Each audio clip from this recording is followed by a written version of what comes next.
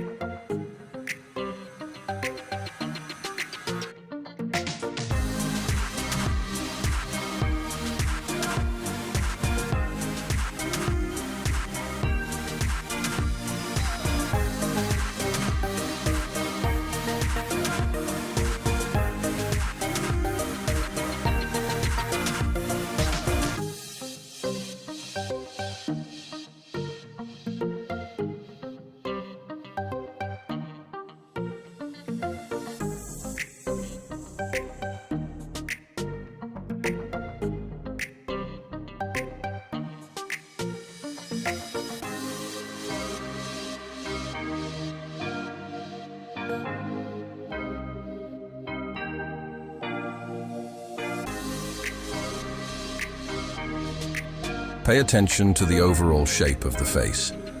The overall shape of the face can also provide clues about a person's character.